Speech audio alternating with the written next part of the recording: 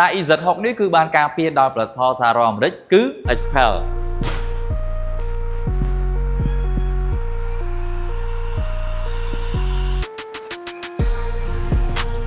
វាសួរបងប្អូនទាំងអស់គ្នាបាទនេះក៏ជាគ្រឿងទី2សម្រាប់អតិថិជនរបស់យើងហើយបាទដែលគាត់ស្រឡាញ់ពេញចិត្តទៅលើ brand របស់សារអាមេរិកនេះគឺ Expel តែម្ដងបាទអញ្ចឹងគាត់ប្រាប់ថា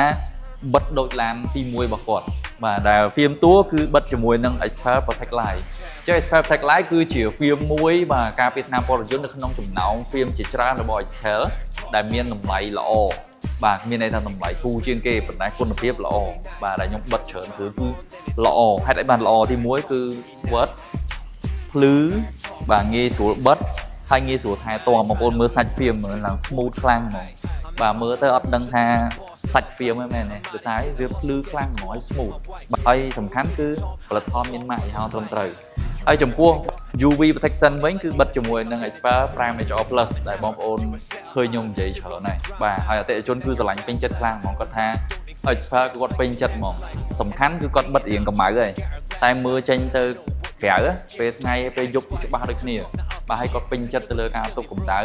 បាទគឺគាត់ស្រឡាញ់អញ្ចឹងគាត់បិទដូចគ្នាហ្មងហើយបងប្អូនមើលសាច់ឡានស្អាតភ្លឺមែនតើ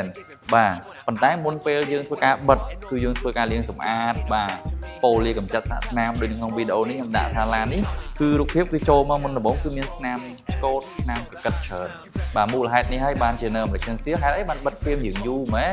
បាទឡានខ្លះមិនក៏លឿនឡានខ្លះមិនក៏យូរគឺអាស្រ័យទៅលើស្ថានភាពឡានជាក់ស្ដែងបើមិនជាឡាននឹងស្នាមច្រើនគឺយើងធ្វើការរៀងច្រើនដំណាក់កាលហើយយើងប្រើប្រាស់ផលិតផលគឺតាមនឹងបងប្អូនកុំបារម្ភថាឡានថ្មីមិនត្រូវប៉ូលីណូយើងមានផលិតផលសម្រាប់ឡានថ្មីយើងប្រើ